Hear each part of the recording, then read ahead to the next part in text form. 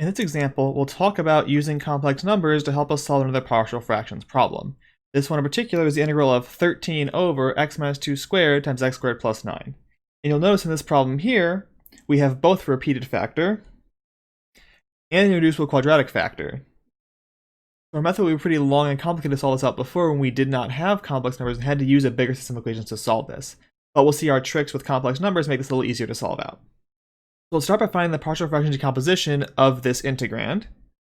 We know that 13 over x minus 2 squared x squared plus 9 should be equal to a over x minus 2 plus b over x minus 2 squared plus cx plus d over x squared plus 9 as the standard form for our partial fraction decomposition. By then clearing denominators moving towards value substitution, we get that 13 should equal a times x minus 2 times x squared plus 9 plus b times x squared plus 9 plus cx plus d times x minus 2 squared. And our first move for value substitution will be plugging in 2 because that'll make the x minus 2 factors go away. So at x equals 2, the left-hand side is still 13. The right-hand side becomes 0 plus b times 4 plus 9 plus cx plus d times 0. And so we then have 13 equals 13b, or b equals 1. For our next, we want to make use of complex numbers to see where this gets us, because now we can plug in x equals 3i, which will square to give me negative 9, which will get rid of the x squared plus 9 terms, and then give me something that I can work with. So we're going to now plug in x equals 3i, and everywhere I see x squared plus 9 is going to go to 0. Left-hand side, still 13. The a term goes to 0. The b term goes to 0. And I'm left with my last term, c times 3i plus d times 3i minus 2 squared. We'll have to figure out what that last expression is, and then see where that gets us. So 13 equals 3ic plus d times 3i minus 2 times 3i minus 2. Multiplying out complex numbers, 3ic plus d times 9i squared minus 6i plus 4. So then 13 equals 3ic plus d. 9i squared is going to be negative 9. So I'll get negative 5 after adding the 4 minus 12i. Now I can do this multiplication one more time with the 3ic plus d term. So negative 15ic minus 5d minus 36i squared c minus 12id. The minus 36i squared becomes plus 36, so I'll get 36c minus 5d plus a negative 12d minus 15c times I, factoring I to both of those terms. So now what does this give me? This gives me a system of equations I can solve, because I now know that the real parts must match. So 13 equals 36c minus 5d, and the imaginary parts match, which means that this must be 0 because I have 0 imaginary part on the left-hand side. So 0 equals negative 12d minus 15c. I can solve the second equation out for one in terms of the other.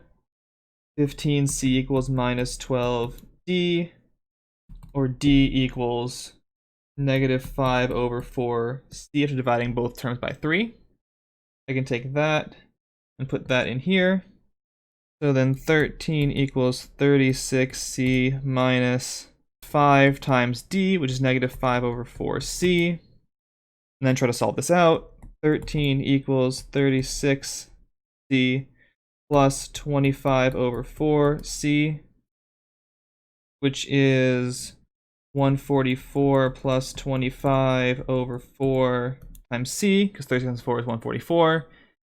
That's 169 on top, which is 13 squared. So then I get that c equals 4 over 13. And then since d is negative 5 over 4c, that means d is negative 5 over 13. So if I go back out to my original expression, I will have that 13 equals a, which I have not yet solved for, times x minus 2 x squared plus 9, plus b, which was 1, times x squared plus 9, and then plus 4 over 13x minus 5 over 13 times x minus 2 squared. And now I still have to plug in one more value to figure out a. Again, this is not the ideal case, but I've solved for 3 constants already. I can now plug in, say, x equals 0, and see where that gets me.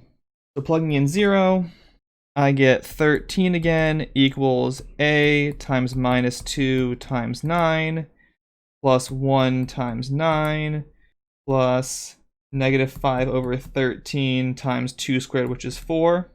And I can solve out for a.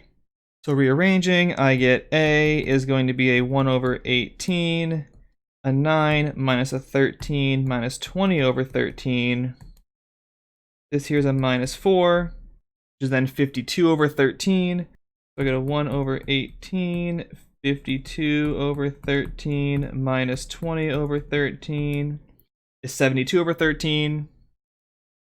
And since 18 times 4 is 72, this is 4 over 13. Thus, I can now go back to work on my integral and get the answer from there. So the integral of 13 over x minus 2 squared x squared plus 9 is equal to the integral of a over x minus 2 plus b over x minus 2 squared plus cx over x squared plus 9 plus d over x squared plus 9. And now we can just integrate each of these terms like we normally would to get our answer. So I'm going to get a 4 over 13 log of x minus 2. I'm going to get a negative 1 over x minus 2. I will get a 2 over 13 log of x squared plus 9.